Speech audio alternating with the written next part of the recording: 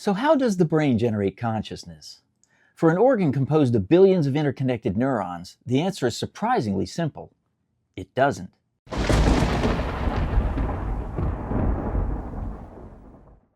Welcome to part 2 of our discussion of consciousness, number 6 of the Big 7 supernatural events that we all produce every day.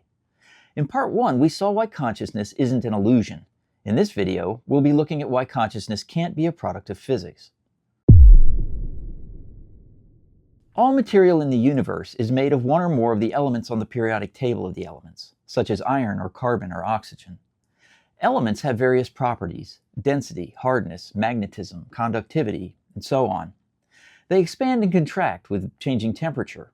They can break into pieces or interact with other elements. Each element has different measures for these and other properties. That's why we find them so useful. But none of the elements has a consciousness property. This means that no element by itself has any capacity for waking up and experiencing an awareness of anything. I don't expect much disagreement on that. It's not controversial to say that there are no conscious elements. But what about the features of physics that you can't hold in your hands? Features like electricity or photons or gravity waves. Could they be the source of our awareness?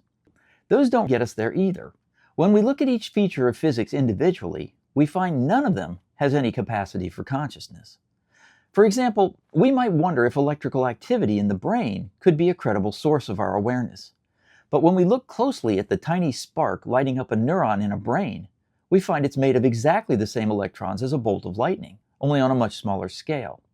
I don't know of anyone who believes lightning bolts are conscious.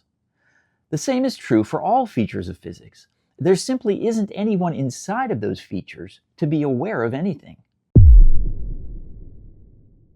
So we find no answer when looking at individual features of physics, but what if we combine them? The world around us is filled with complex devices that have greater capabilities than any of their component parts would have by themselves. For example, a robot can climb a flight of stairs when none of the elements that it's made from are capable of climbing anything.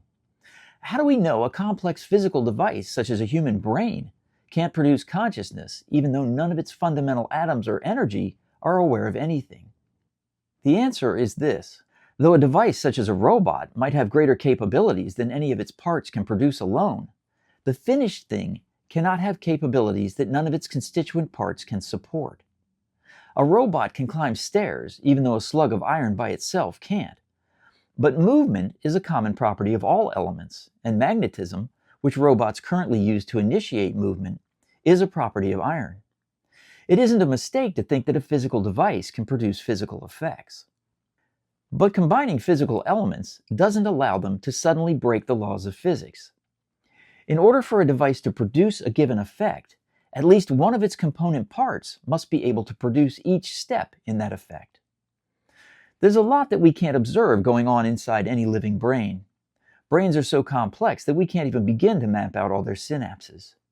There's a temptation to assume that this unseen complexity is hiding the elusive magic that spawns consciousness and transforms a clot of mere physical matter from a something into a someone.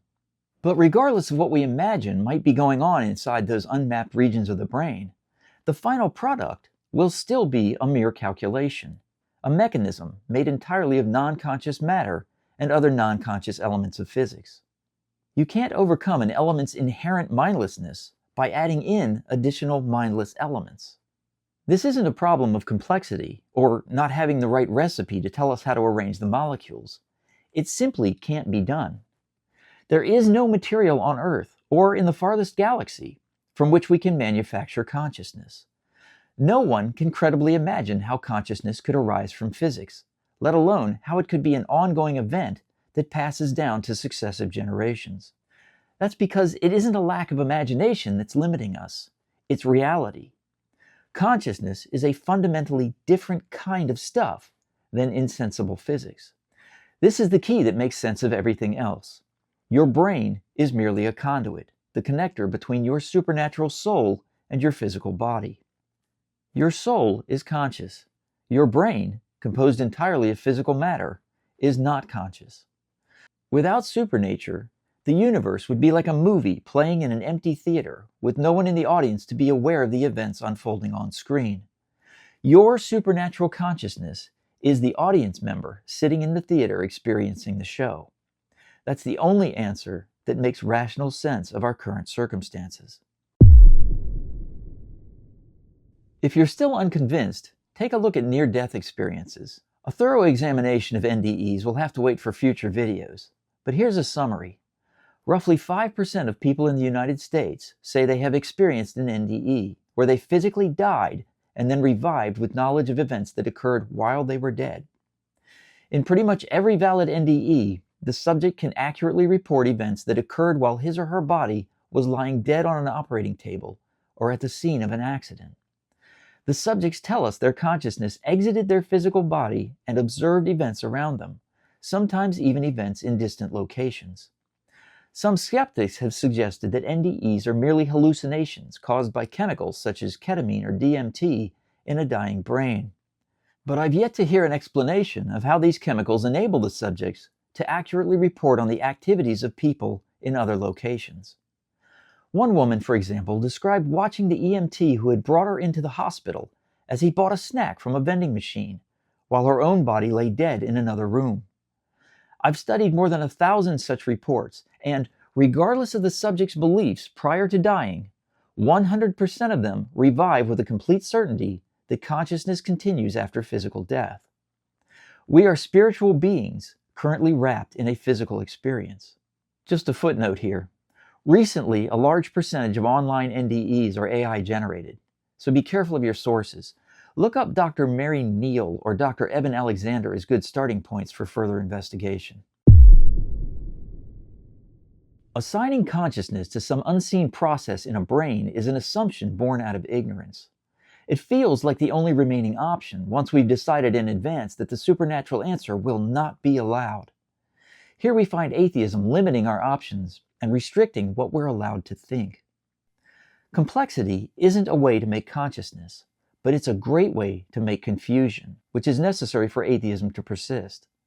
Saying that complexity produces consciousness provides no answer, but instead hides the question behind a veil so perplexing that most of us give it up as unanswerable. But complexity doesn't even attempt to answer the actual question of how mindless, inanimate elements could suddenly wake up to find themselves to be you. So here's today's takeaway. Physics is aware of nothing. Though a complex device can have greater capabilities than any of its parts has by itself, that doesn't enable the assembled device to do things none of its constituent parts can support. Combining physical elements doesn't suddenly enable them to break the laws of physics. 100% of NDE subjects state that they are certain that consciousness survives the death of the body. Thanks for watching. Next time, we'll discuss what it would mean for each of us if we didn't have an eternal soul. Remember to like, sub, and share, and I'll see you next time. Take care.